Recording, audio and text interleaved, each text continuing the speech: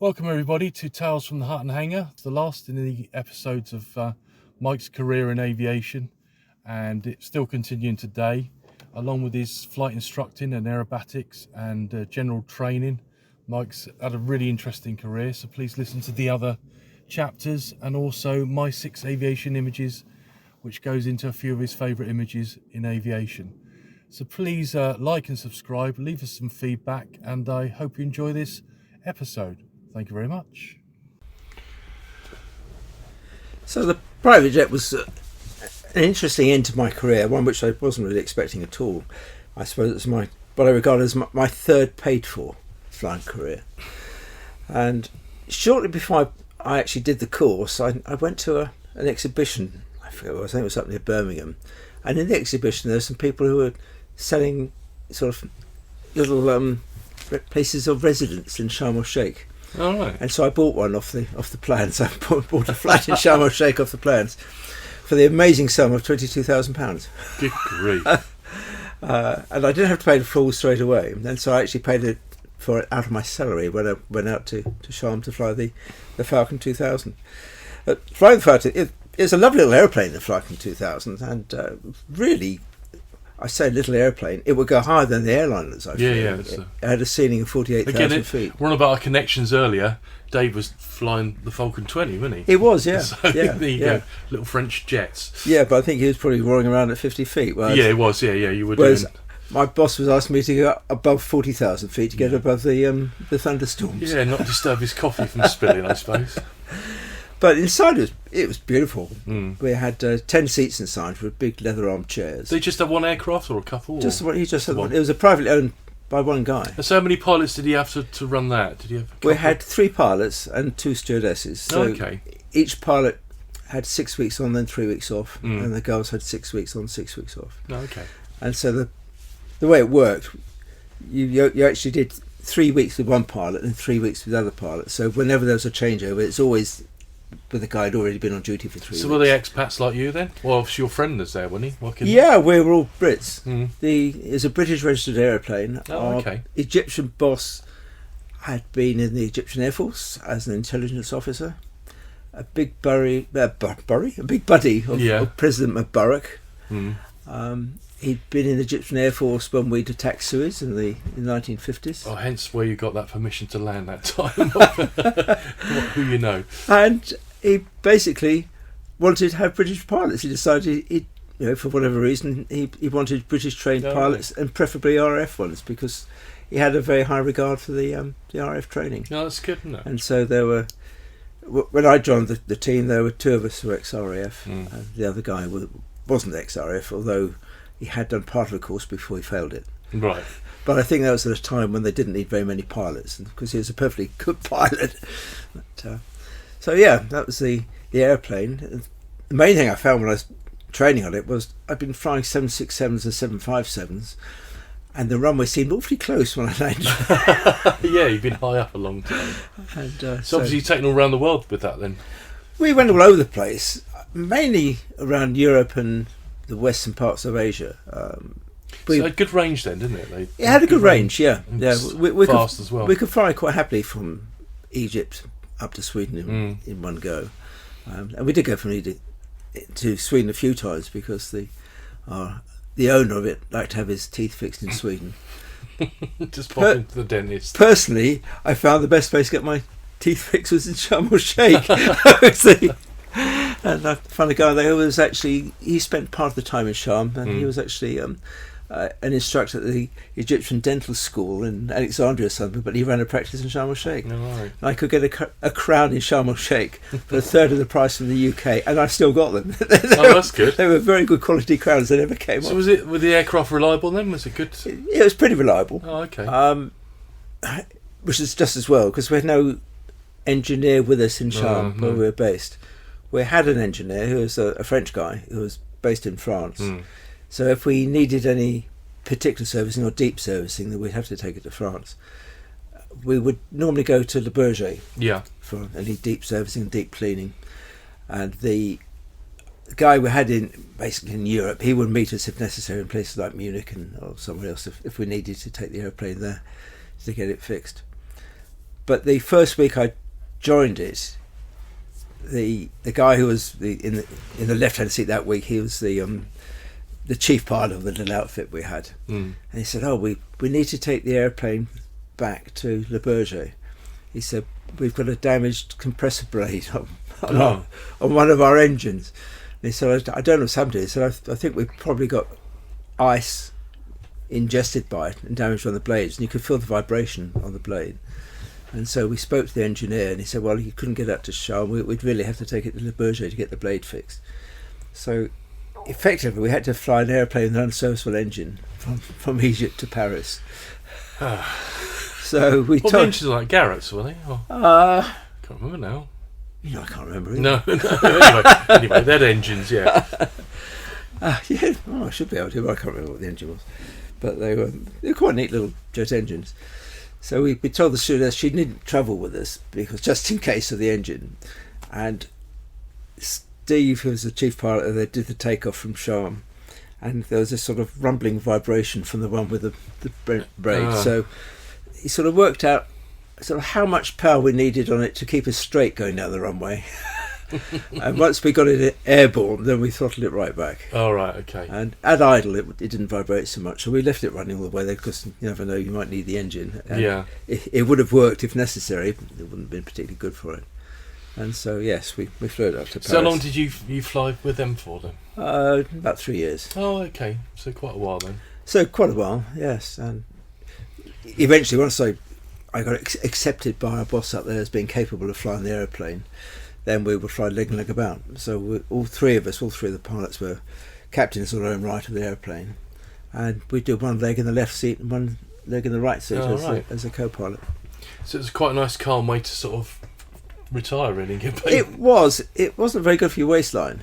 No, I'm sure because it wasn't. Yeah. Being a VIP type operation, the two stewardesses had contacts in a lot of 4 and 5 star hotels in places where we might like to go, and we used to pick up a large quantity of food. If we were going to take a couple of passengers or 3 passengers back, we always had to have more than the numbers of passengers we had. Don't want to run out. And so we gave the passengers the first choice, and then we got the caviar and the stuff up in the flight deck afterwards.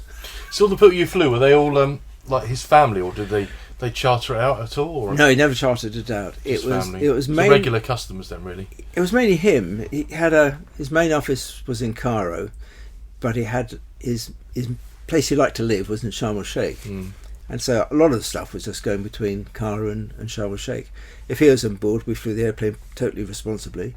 If he wasn't on board, we'd see how fast we could get between Sharm and Cairo. And coming back, if Sharm el Sheikh happened to be on the southerly runway, then we would normally ask them for a visual approach, which they normally agree to, and then we would nip down into the mountains of the Sinai and go back at 250 feet.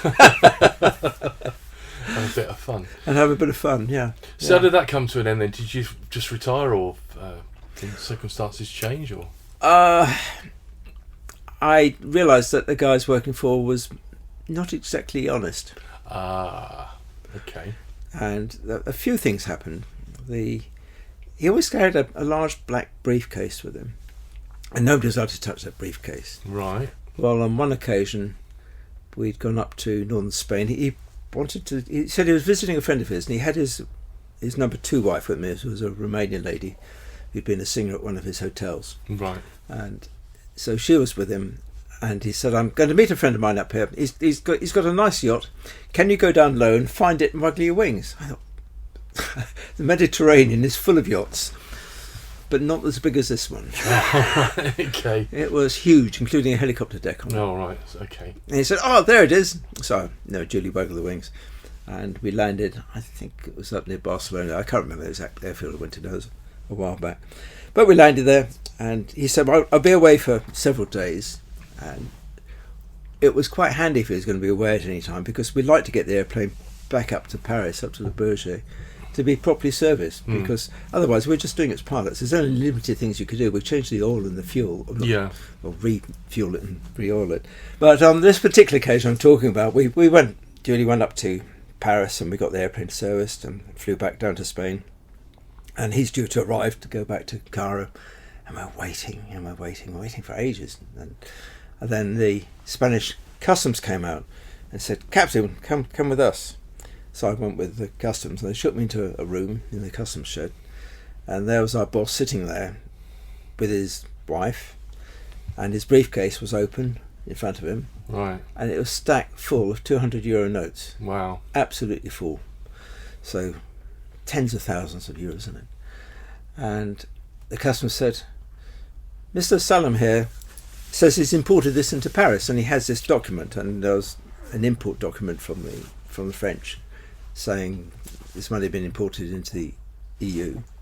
And so the customer said to me, "Is that correct?" I said, "Well, I've absolutely no idea. I'm not involved in that aspect of his business. If he's got an import certificate, well, presumably it's correct." Yeah. So they let him go. Right. The only thing was, he hadn't been to Paris on that trip. We had with the airplane, but he hadn't. Right. Another occasion when we landed in Paris, he got out the airplane, disappeared off, and shortly afterwards the French customs came on board, started searching the airplane, and said, "How much money have you got on board?" And I said, "I think we've probably got about $10,000 in the safe." And we had a safe in the flight deck. Yeah. And so we opened the safe up and showed them, and they said, "Well, what's that for?" I said, "Well, we never know where we're going to finish up, and we might need to buy fuel." Yeah. So we always carried a reserve of money with us, and then they searched all our bags to see if we had anything there, which we didn't. We just had what cash we needed for a few days away. So that got me a bit concerned, and so yeah. So you do a bit of money laundering then? Well, that's what it turned out to be. After I left, we started going out to Kazakhstan quite a lot, including for Christmas in one year. Right. Kazakhstan is not the most Christmassy of places to be to. No. It was snowy, but they didn't actually celebrate Christmas. So what was it, sort of arms related, do you think, or Sorry? what the money is involved with supplying for? Or was it, I'm you really pretty don't- sure he is a big buddy of Mubarak and all the right. hierarchy in Egypt. Yeah. They were getting a lot of money from the Americans Mm. in aid, and I think some of it was being siphoned off. Yeah. And he's a hotelier, the guy we worked for, and he had several hotels. And I did find later that he was on the Interpol wanted list for money laundering. This was after the Oh, Mubarak right, regime so collapsed. That crossed a few T's and dotted the I's. So it and- did a bit, but I'd left by then because Kazakhstan wasn't the sort of place I'd want to be if somebody suddenly decided I was doing something illegal, which I knew nothing about. Yeah. It did not seem to be a good place to sort of finish up the later years of my life sitting in a Kazakh jail or something. Okay, so that was the end of your flying career, as it were. Well, it's the end of my paid-for flying Paid career. for flying career, yeah. That's what I meant to say, yeah. But I'd always been interested in light aircraft, and obviously I had a fair bit of flying in chipmunks in the Air Force. Probably I got about 350, 400 hours in chipmunks in the Air Force.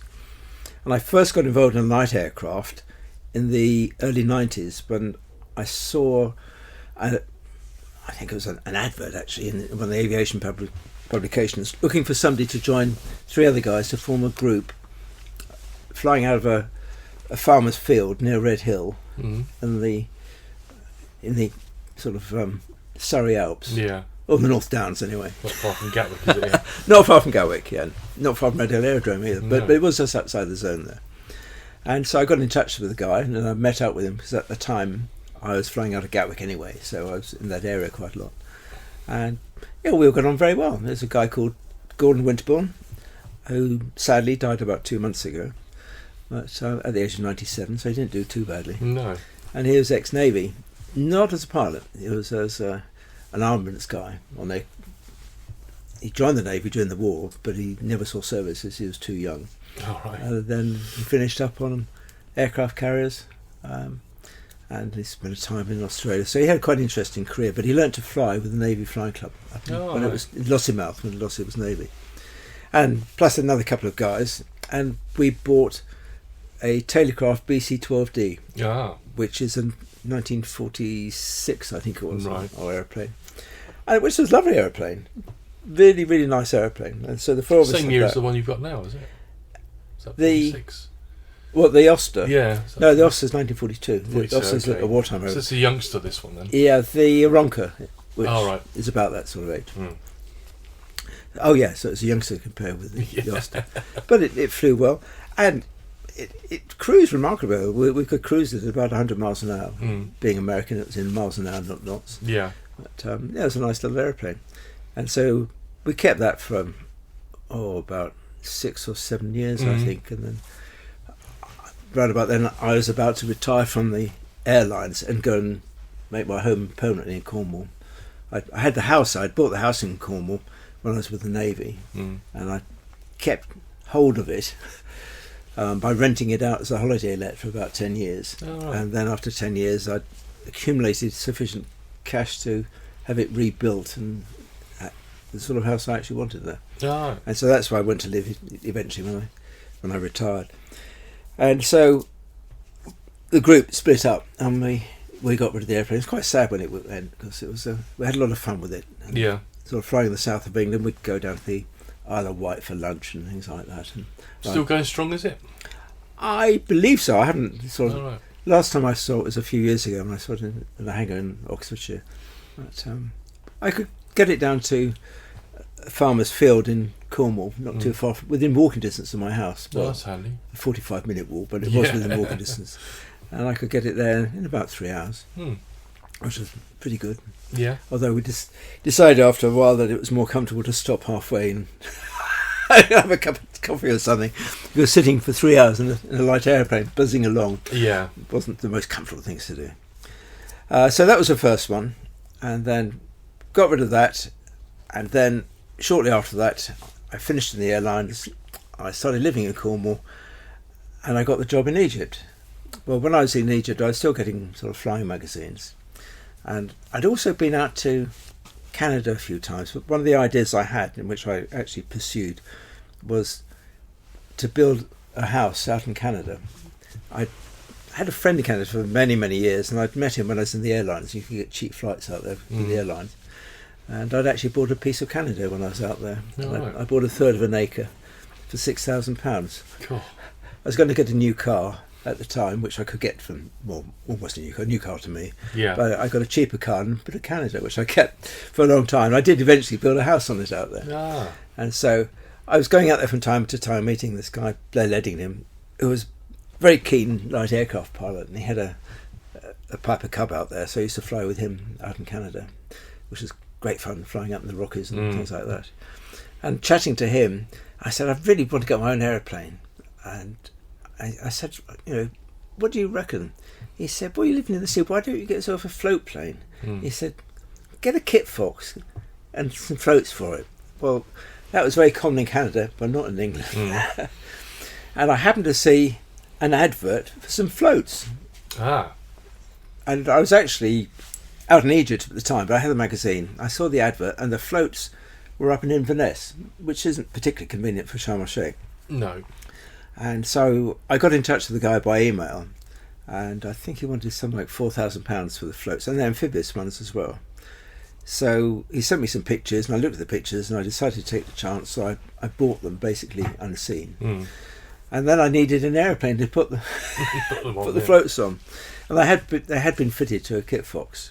Oh, I see. So I had Gordon, my sort of ex-Navy buddy, looking for airplanes, and he found a Mark III Kitfox out a place up in Oxfordshire. And so I said, go and have a look at it, and if it's okay, tell him I'll buy it. And so, because I had to do everything by long range, and so that's what we did. He went out there, told the guy, right, I'll buy it, and I sent him a deposit. My next leave in the UK, I went over, had a look, picked it up, and flew it initially to Denham, and then the next day I flew it down to Cornwall. I had no instruction in it, because the guy who sold it basically said, well, there it is, I can't hang around to show you how to fly it. I think he was a bit concerned about showing me how to fly it, because the Kitfox, certainly Mark III, wasn't the easiest of airplanes to fly. A lot of adverse aileron yaw, so when you put a bit of bank on it, slewed the other way. But anyway, it all worked all right. I just got in it, flew it, and worked out myself how to fly it. So was it difficult with floats on it as well? Well, I didn't have floats on straight away. Well, I mean, eventually. Eventually, it's actually easier with floats on. Oh, okay. Because the floats gave you more keel area for the airplane. And the later Kitfoxes, they put a bigger fin on the back and made them slightly longer, which made them a bit less twitchy in yaw when you're flying them. But yeah, I flew it down to Truro, in fact, eventually. I think the trouble was I didn't know how much fuel it took because I didn't have a lot of information with it. And so I thought, well, I used to fly the other airplane down to Cornwall, no problem, about 3 hours. And I was flying this one along, thinking fuel was going down really quickly. So I stopped off at Compton Abbas on the way to put some more fuel in. And initially I went to Bodmin, and I arrived at Bodmin because it was getting late in the day. And they put it in a hangar for me there for 6 weeks because I had to go back out to Egypt the next day.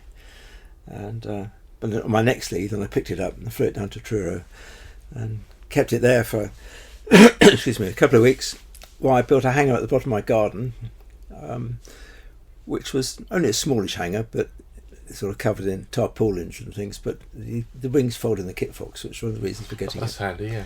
And so I towed it down then. So then I had it in the hangar. I'd already got the floats there. That was interesting because to get the floats, that was on a previous leave.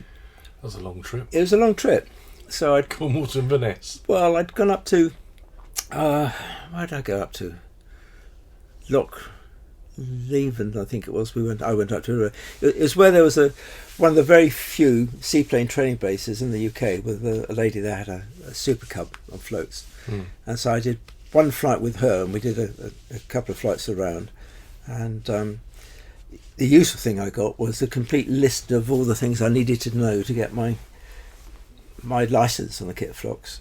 I'd already got a seaplane license because when I was flying the 767, by then I decided I wanted to have a go at seaplanes. And on one of my flights going into Orlando in the 767, this guy Peter Scott came up the flight deck who turned to be an instructor on seaplanes and an Englishman. And yes, I spent a weekend with him and then went back out there and eventually did my American. What were you flying seaplane. out there? What was that? He had a Super Cub on, on floats. In fact, it looked like it's a Piper Cub on floats. It wasn't a Super Cub, it was a small one. He had the Cub on floats. So I did all the basic training with him. I then did the flight check with the American examiner, who was reasonably complimentary about my flying, but not at all complimentary about my understanding of American aviation charts. All right. Because he suddenly presented a chart to me and said, "What does that mean?" I said, "I have absolutely no idea. I'll have to look at the code." "Well, what does that mean?" "I've really no idea." He said, "Do you know anything about American charts?" I said, "No, not a lot. I'm used to British ones." And so he did pass me, but he said to Peter, "I think you better give him some extra lessons on American charts." But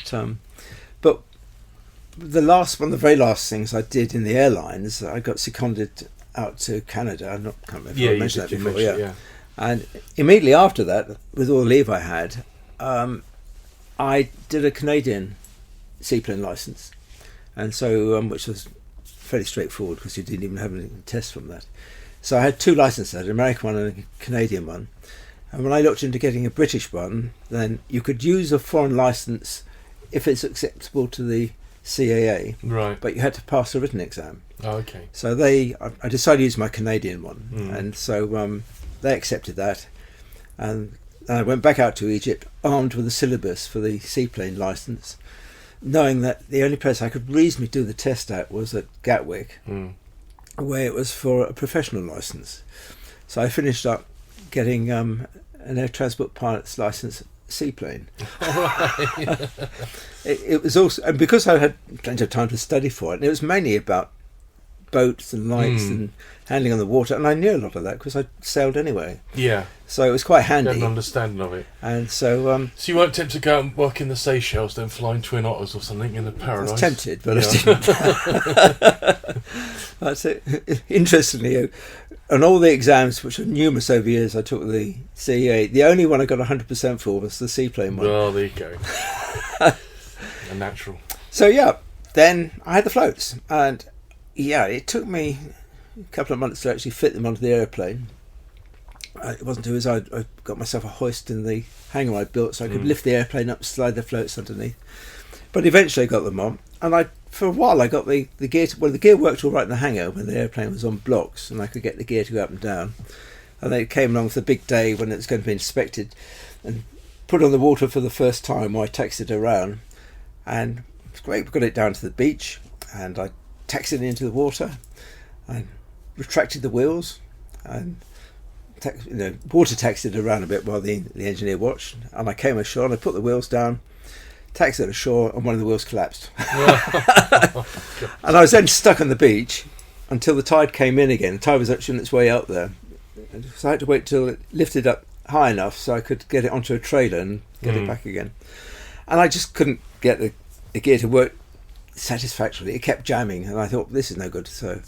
And I said to the LAA, can I just do this on straight floats? I know I won't use the gear, and I lock the gear up permanently. Yeah. And so they agreed I could do it on straight floats, and so I did the full flight test schedule for on straight floats, which was good fun doing it and flying it. And it flew very nicely on the floats, and I had to be a bit careful on the sea because obviously you can only really land where the weather's good. Yeah. I couldn't really take passengers with me because of the weight of the floats, unless they weighed less than about. So where did you fly kilos. to then? Where did you land? Do you just stay around in Cornwall? I just stayed in local. I couldn't really go anywhere. It was a bit. It was a bit restrictive. Was there any inland waterways you could land at? Or? No, they don't let you land on them. Oh, okay. The reservoirs and things, you're not allowed to have motors. So you weren't in the best place for it, really?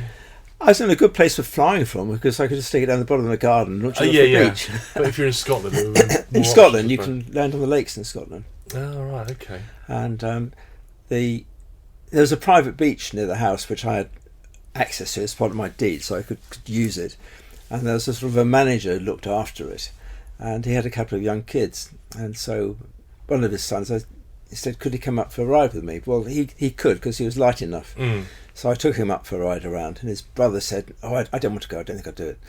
But I landed with the first one, then the brother said, I would like to go now.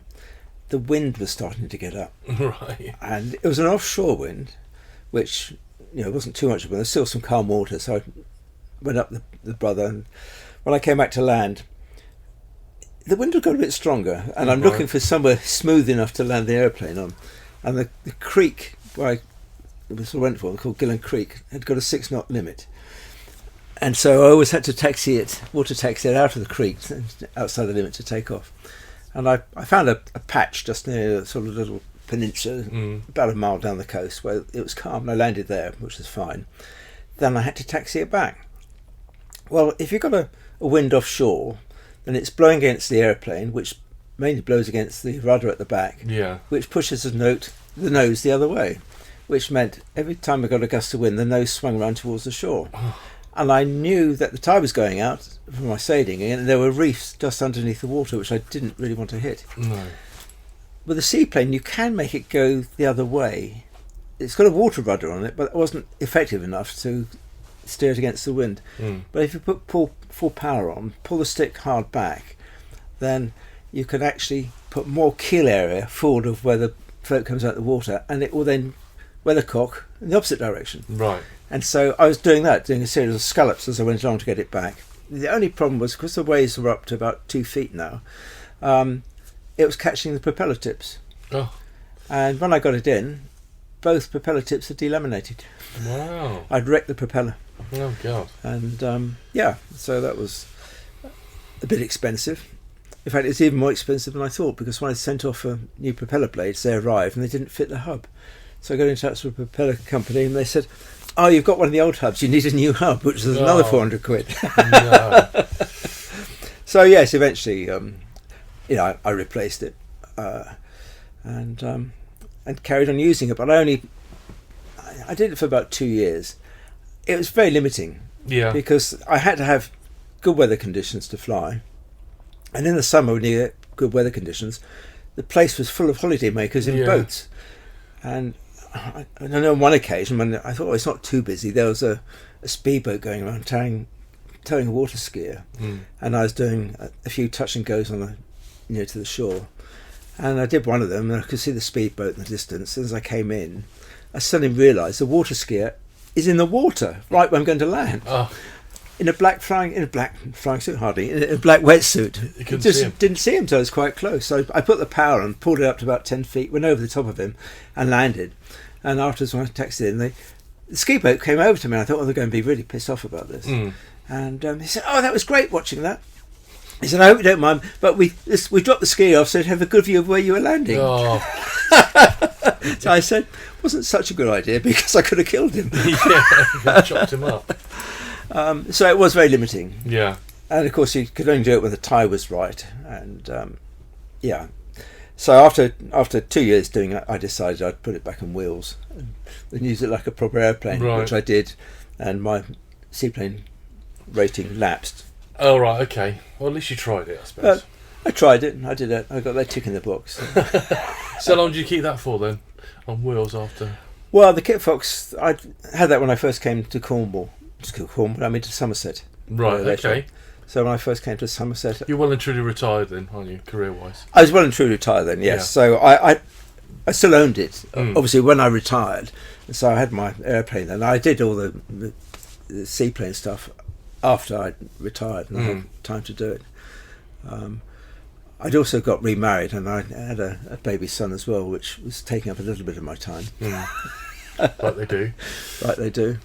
And in fact, when he was about 2, I said, okay, maybe 3 even. I would take him on the seaplane when it was up and going then for a ride around the harbour, and the 2 youngsters in the house at the bottom. I said, you can come as well. And so I had these 3 kids all sitting in the right hand seat of this Kitfox, and I just water taxied it around the harbour. So they had the fun of riding in it. Obviously I wasn't going to fly that. But, so yeah, that was my seaplane flying. And then it was back to the conventional Kitfox. I joined the Civil Air Patrol, as it was then. Yeah. And became the chief pilot for Civil Air Patrol for Southwest England, which that was assisting the police, wasn't it? That was assisting the police and the local authorities and things, but they didn't really have a lot for us to do. No. I did a little bit down in Cornwall. I did some liaison with the Coast Guard. Falmouth Coast Guard at that time had an airband radio, so you could actually talk to them. I also did Coast Watch, which was something different, where I put a uniform on and went to a local Coast Watch place, logging shipping and stuff like that. All right. And keep an eye on people. And I did that for most of the time I was living in Cornwall after I retired. And so I did an exercise with the Coast Watch down there, where we had somebody out in the sea, sort of in the water, for me to find. And they were giving me directions, but they couldn't speak to me because they had no radio to speak to me. So they were speaking to the Coast Guard, and the Coast Guard were then relaying to me what to look for. So it was interesting doing exercises like that. And then we decided to move up to Somerset. Yeah. I brought the airplane up to Somerset, and initially I kept it at Western Zoland airfield, sort of next to the one we're on here. And I continued with the Civil Air Patrol for a while. Yeah, that's when I met you, probably. You're still doing that, weren't you? Yeah, and we did a few things from there. Sadly, somebody was lost coming home from the pub one night in Burnham, and we did numerous searches, and I had a pretty good idea of where the body was going to finish up, and it did finish up there, but it was actually found by a fisherman on Sturt Island, who just out from Burnham. Because it struck me that island's there because the tides are piling up sand there, and so they'll probably stick other stuff there as well. But yeah, we did the occasional search, but to be honest, we weren't used very much by the police. I used to go and sit in on meetings with them. I did go to an exercise which the police had, and they said, well, you can't actually bring the airplane down when we have the exercise because we've got police helicopters flying, but you can fly over beforehand to get some aerial photographs, which I did. And I went and sat in on the exercise with a pile of aerial photographs of the surrounding area, which I then offered to the police. They said, well, we can't actually put them on our laptops and things because we don't know if they've got a virus in them at all. So it's a complete waste of time. God. So yes, that didn't work particularly well, and eventually they changed the way the Civil Air Patrol was working, and it really wasn't for me anymore. So I stopped doing that eventually when I came here, and also I got grounded as well because I rather irritatingly I got prostate cancer and got operated on that grounded me for a bit. So yes, that was the Kitfox. I sold the Kitfox One of the guys over at Western Island was selling his aeroplanes, which was a microlight, a Rand's S-6 microlight. And so I advertised my Kitfox and the floats, and I got a reply from a guy who lived in the Shetlands, which is really quite convenient when you're living down in the south of the country. And he bought it, and he came all the way down. It took him about 2 days to get all the way down with his car. And we had a trailer for it, but he needed the floats as well, and the airplane wasn't on the floats at the time. And so he came with a pile of wood in the back of his truck, and he spent about a week living in the clubhouse at Western Island, extending the length of the trailer so he could fit the floats on and the aeroplane. Then it took him 3 days to get it back to the Shetlands, including about a 4-hour trip on a boat, to get there. And I think eventually he got to fly it. I think he put the floats on and sorted the floats out. And he did a seaplane pilot's course, I think, in Italy. But I did say to him at the time, he did a few flights with me on wheels. And when I sent him off, I said, please don't try and fly it yourself, because you haven't quite got the hang of landing it. And I said, find yourself a flying instructor who's used to tail draggers, because he hadn't flown a tail dragger before. Oh, I see, right. And get taught how to do it properly before you attempt it, because you might break it and yourself. But I do hear from him occasionally, Oh, right. And that's good it's being used, isn't it? Yeah. So then I had the Rands. Yeah. And the Rands was, I said, really nice little airplane. It had a Rotax 912, 80 horsepower, as opposed to Kitfox, which had the two-stroke engine.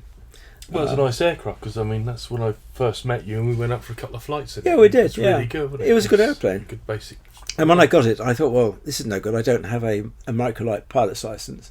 And so I spoke to microlight people, and they said, well, yes, you can come along and you can go through the microlight exam, and then we'll, when you've done that, a bit of training, we'll issue with a license. I thought, well, that's going to be expensive, and I won't be able to use it for my biannual revalidation to keep my license current.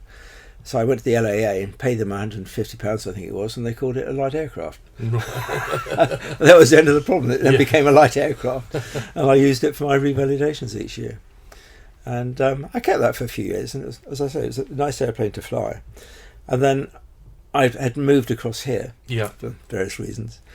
And our airplanes became more interesting when I was at Middlezoy. Yeah, they are a bit, aren't they? And now the fleet's building up, isn't it? And the fleet's building up, yeah. So I started off with the Aeronca. Yeah. When we first got the Aeronca, so I bought a share in the Aeronca and flew that for a while. And then the Fury, which I still got. That I found that was available, and the Fury was an interesting airplane because that airframe had less than 20 hours. I think it had about 22 hours actually on the airframe. Hardly anything at all. I don't know why exactly, but the guy who built it was a very good engineer. It's built to a very nice standard, but apparently he was learning to fly while he was building it, and I believe he found it a bit tricky. And it's not a beginner's airplane at all. It's it's a 70% scale of a 1930s fighter, and it flies like it to some extent anyway. It's a very responsive airplane and quite a rapid rate of roll. And I could see that anybody with low hours who's used to something which is gentle would find that was a bit a bit tricky. But when we got it, it'd been stored in a barn. It hadn't actually flown for 10 years, and so we brought all the bits back here and put it back together. And the guy who had it immediately before us had got an engine for it, so he'd got hold of the same engine, which was the Rotax 100 horsepower Rotax 912, and that hadn't been used for a while. And so we went through everything in both the engine and the airplane to make sure everything was fully serviceable. And went to start it for the first time, and I thought, well, this is going to be fun after, God knows how many years since this engine. I pressed the start and it burst into life. And I nearly jumped out of my skin. I was expecting to be winding it over and trying to get it go. And it started immediately, which was a big surprise. And so I've still got that. And I must say, It's a toss-up between that and the Chipmunk, which is my most favourite airplane. Right, there you go. That's a question for in a bit. But Yeah. and then obviously you got the Auster as well now, haven't you? So Yes, well, I sold my share in the Aronka, and I bought a share in the Auster, which is 1942 genuine warplane. yeah, lovely aircraft.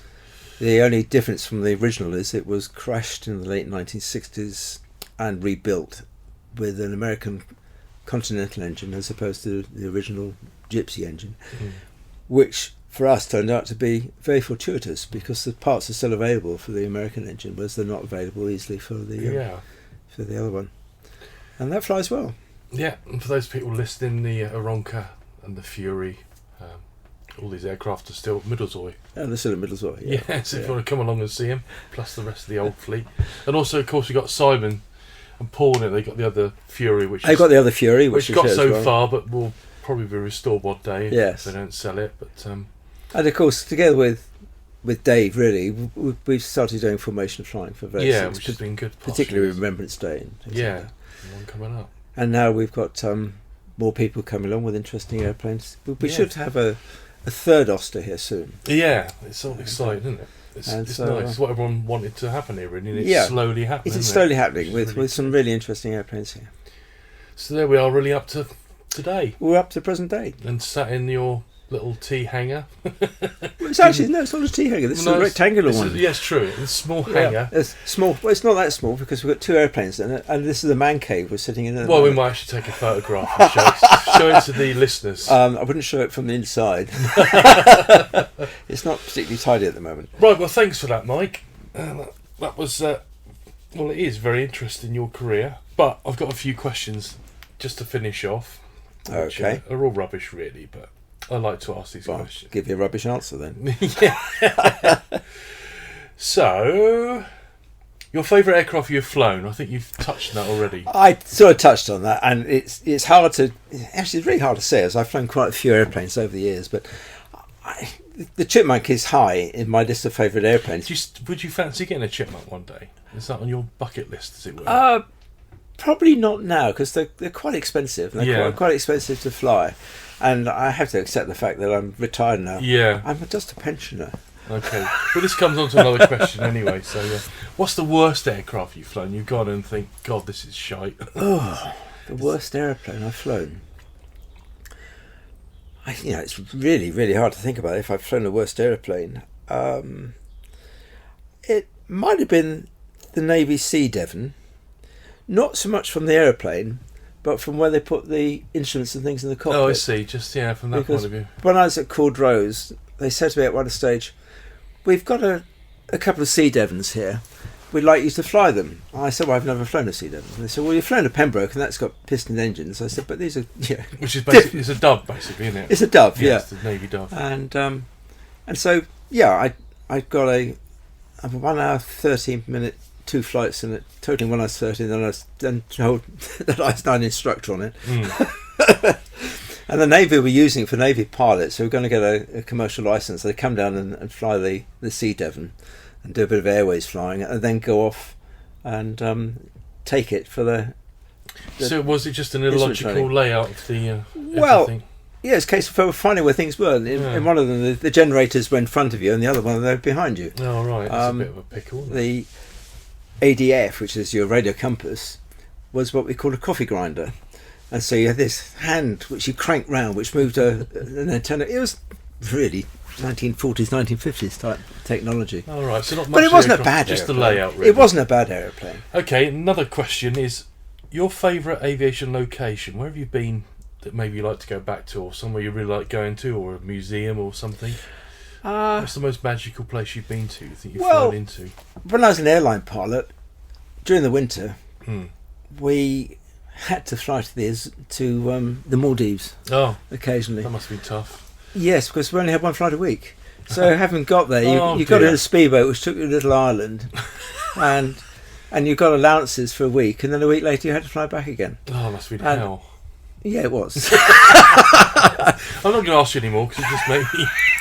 Okay, now I've got my stupid fantasy questions. If money was no object and I transferred all my money that I haven't got into your account, what aircraft that is not around or flying today would you build or restore? And that's not flying today. Or one that's in a museum you think, oh, that's a little project. That's a little project. Well, actually, most of the ones I'd think of, you could probably find. See, if I had the money, I would quite like to go and fly a Hunter. Well, there you go. Oh, bloody Hunters again. Yeah, okay then. Because that was something I wanted to do, and I never ever did. Okay. It is possible to do it, but All right, I'll pretty treat you to bloody a Hunter, expensive. and then you could share it with Rick and Dave. It's pretty expensive.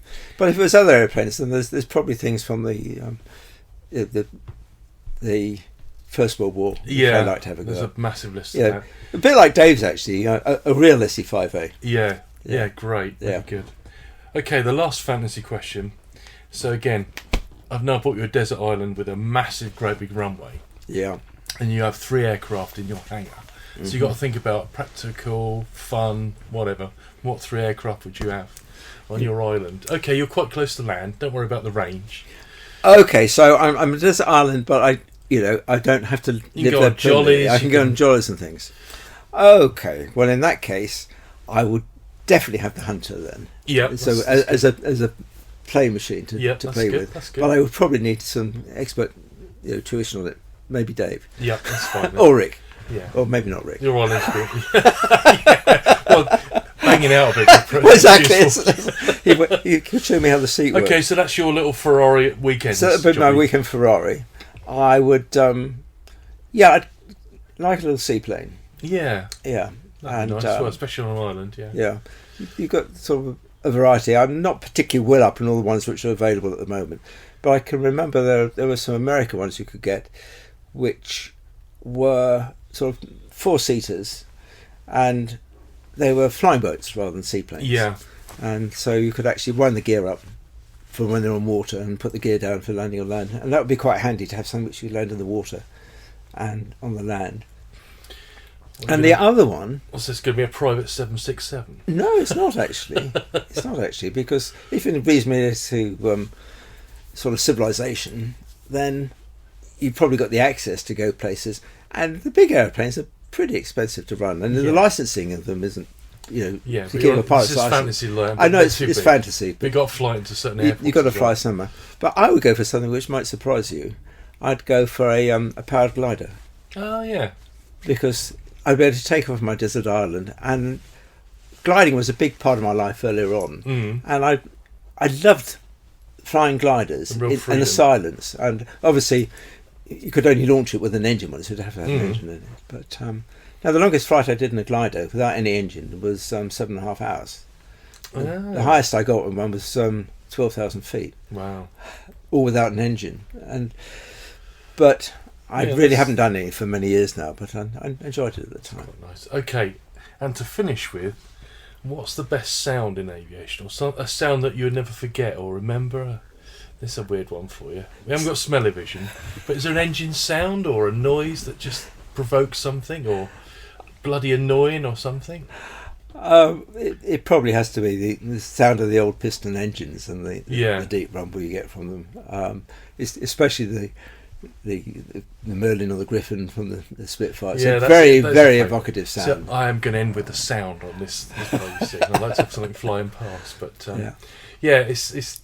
well, one of the with Chris actually was just smell of an old cockpit with all the oil and the leather and that sort of smell. Well, that's on the smell front. Yeah, I agree with that. Merlins and engines. Listen to them, it's just music, aren't they? Really. But also starting up a jet engine, because I did so much sort of jet flying as well, and you get this engine gradually coming in line as everything kicks in. Yeah.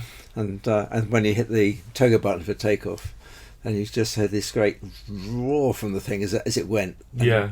Particularly the Victor, because the Victor just kicked you in the back when it went. Yeah, I can imagine. Yeah, when you're starting up. Yeah, the Victor, we had 22,000 pounds of thrust per engine, which gave us 88,000 pounds of thrust for an airplane which our normal operating rates was about 170,000 pounds. So we had nearly half our weight in thrust. Good. And it was like the proverbial off a shovel when we went down the runway. It really went up well. Right, okay, well, thanks for the time. We are going to do my 6 aviation images in time, maybe today or another time, and I think we definitely do one on the Victor, because there's a lot of interest in that. But Yeah, thanks very much, Mike. Okay. Cheers. You're welcome.